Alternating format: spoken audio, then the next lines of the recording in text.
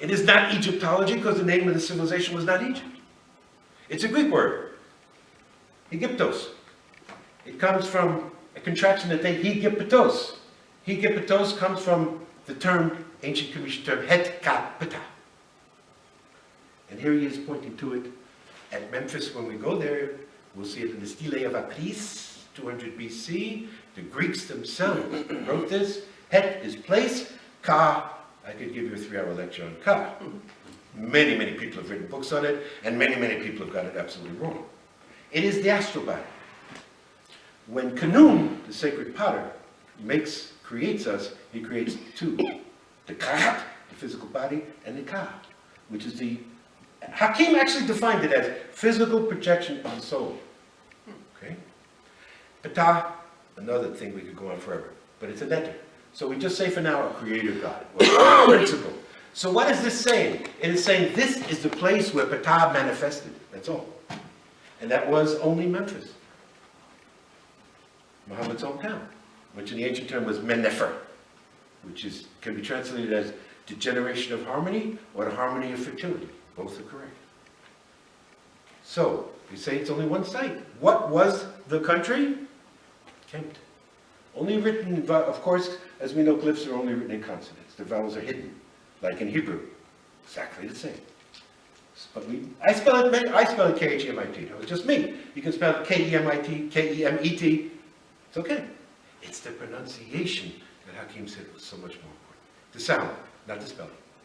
So, it meant the Black Land. And there it is, folks.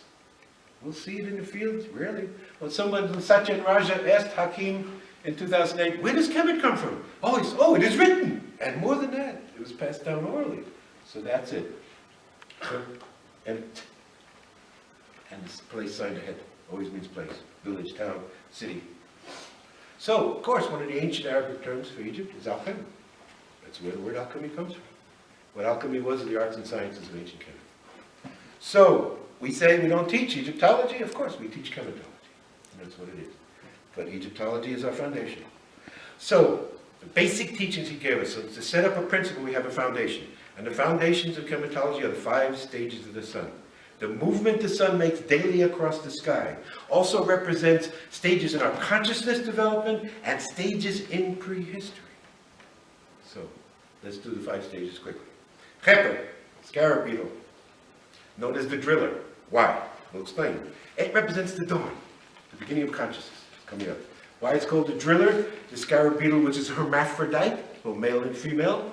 It lays its eggs. It rolls up a ball of dung, usually camel dung these days, whatever it was in those days, drills in it, puts the egg in it, and rolls the ball in front of it. So that when the young one is born, it immediately has a food supply.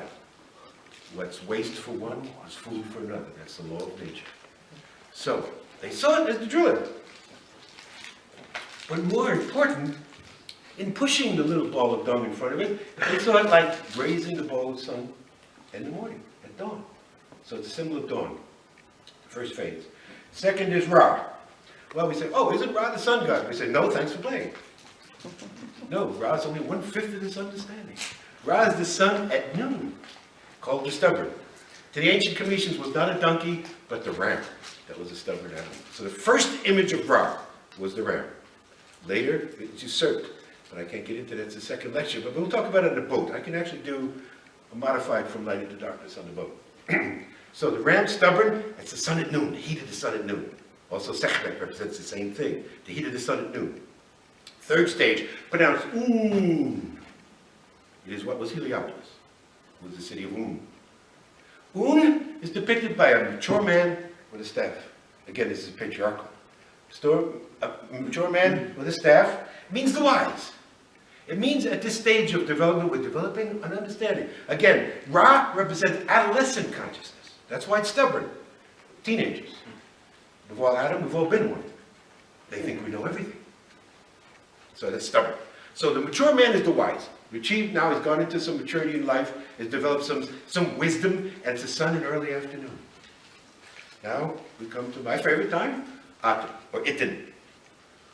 Depicted as an old man originally on a staff, hunched over.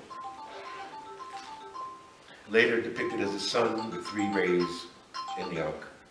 But originally, it was an old man hunched over. It represents the sun in the full flowering of day.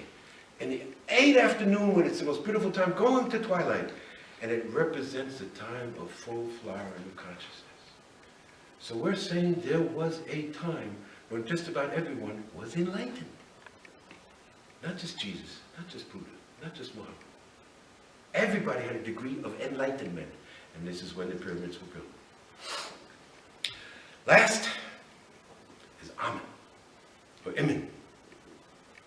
No image originally. No image. Represents the hidden. Night, darkness, separation, polarity. No image. I'm probably the only Jew in the house. What is that feature of Judaism? No image of God. Obviously borrows directly. So now we have another 5. 5 is a key number. Certain numbers appear. Somebody mentioned 42. I can go on about 42. 42 judges of Osiris. 42 of the negative confession. 42 steps would lead up to the Holy of Holies. On and on and on. What does 42 represent? The tribes of the Sesh. Who were the Sesh? The people. The Cometians did not call themselves man, woman, black, white, Christian, Jew, Muslim. The Sesh were all the people. Children were just little Sesh. No differentiation.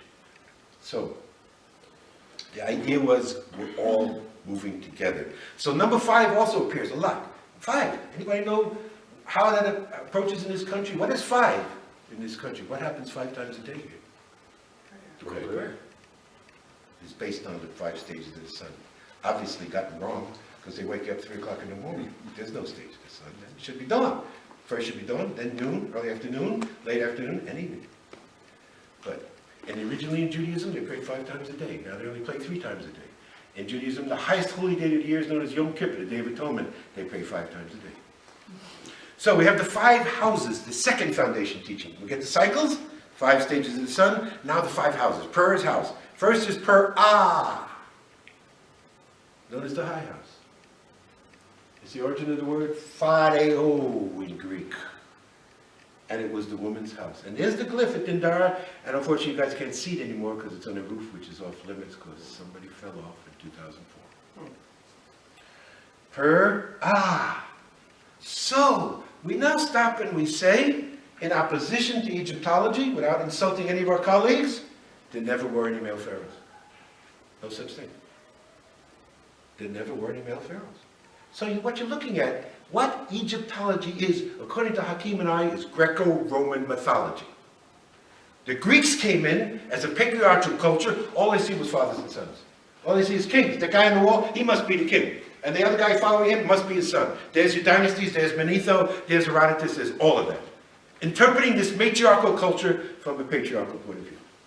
This was a matriarchy. The woman is the most important thing. I wish I could be with you guys in the museum. There's a million examples, but you'll see it. I'll show it to you everywhere we go. The woman was the most important thing in this culture, not the man. It's totally opposite the way we're taught today, because Judaism and Greeks bring in patriarchy.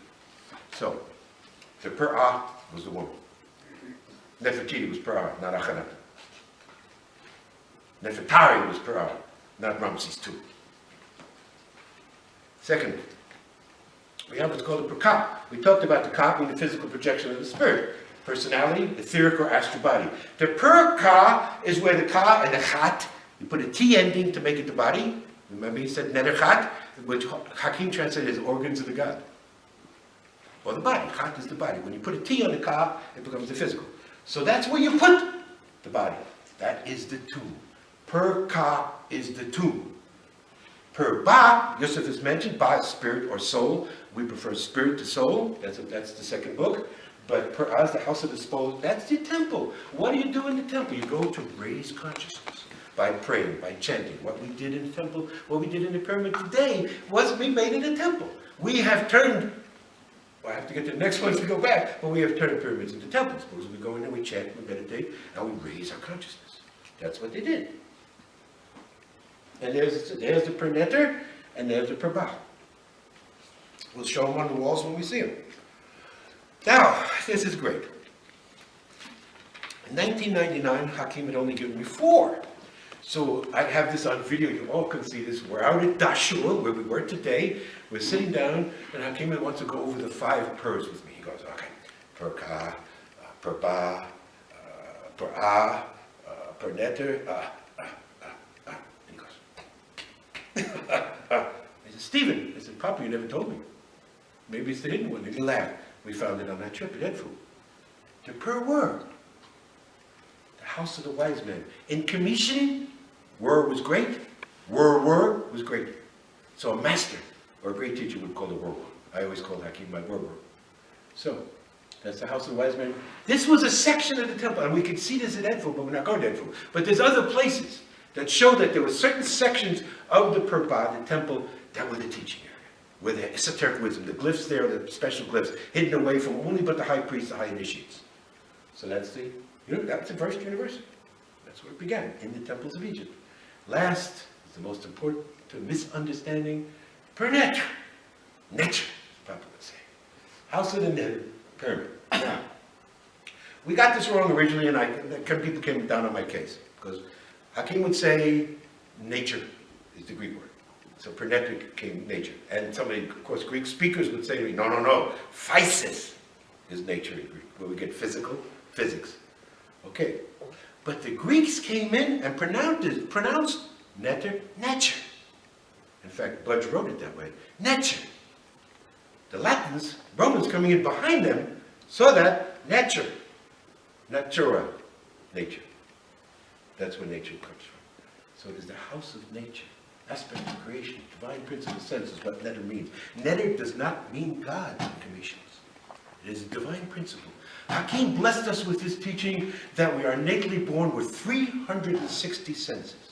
Under 180 we label feminine, 180 we label masculine, always polarity. These are your netters. They were not deity to the Commissions. They were an aspect of the whole, a principle of creation. The greatest person who first elucidated this was the hero of John Anthony West, R.A. Schwala de Lubitsch.